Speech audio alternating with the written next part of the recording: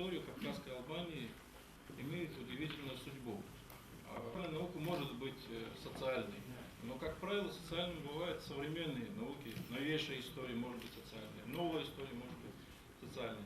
Здесь мы столкнулись с таким явлением, как когда древняя история стала социальной. И не просто социальной, а такой, что в течение многих десятилетий были споры, и споры касались действительно очень сложных политических вопросов.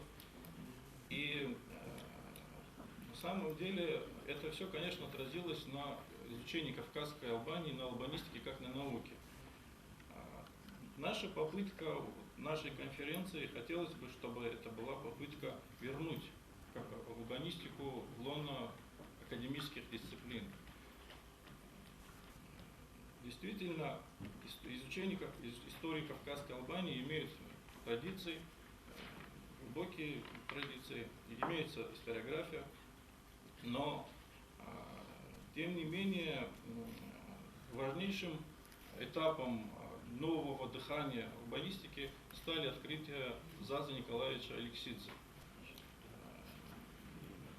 Дело в том, что открытия, которые по своей значимости имеют очень важное значение, они долгое время оставались мало известными не только среди общественности, но и для научной общественности. И данная конференция, она имеет цель еще представить эти достижения, эти открытия и научный подвиг Заза Николаевича, который действительно нашел, и это особая целая история.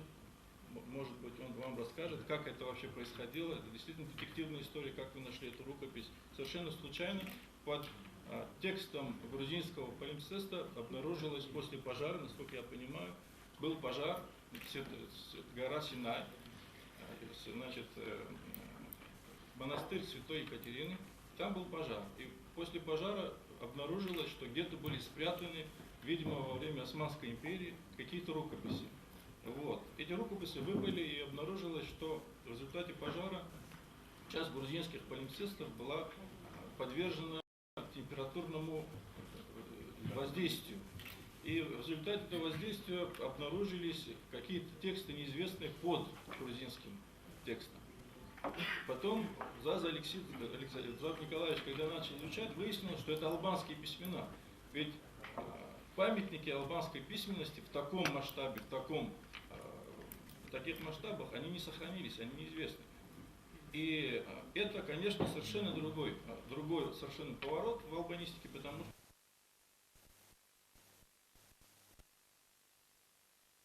интересное для психологов, этнопсихологов тоже огромное поле деятельности, потому что в связи с этим идет восстановление, воссоздание албанской церкви, и будет у нас доклад по поводу реконструкции и восстановления албанской церкви.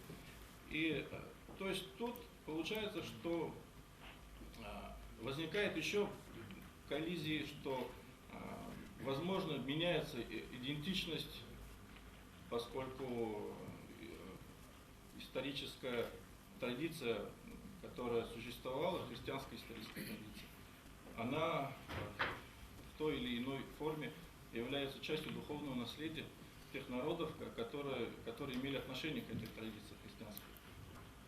То есть весь этот комплекс вопросов, очень сложный комплекс, мы хотели бы представить на суд общественности, и с этой целью пригласили всех, без исключения, практически всех, кто занимается албанистикой, получили приглашение и хотели вот здесь собраться и обсуждать вот все вопросы, которые касаются этих проблем.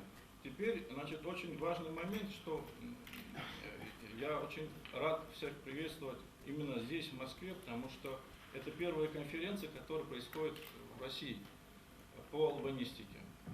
Это тем более удивительно, что часть Дагестана, как большая часть или меньшая часть, в разное время входила в состав Кавказской Албании, и фактически это часть истории России в том числе.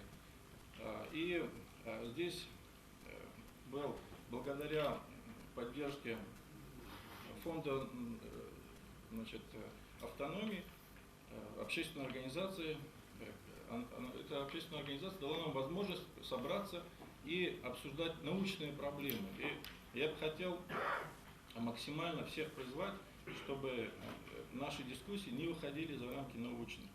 Потому что действительно только наука является основным источником информации, знаний. Спасибо за внимание. Спасибо.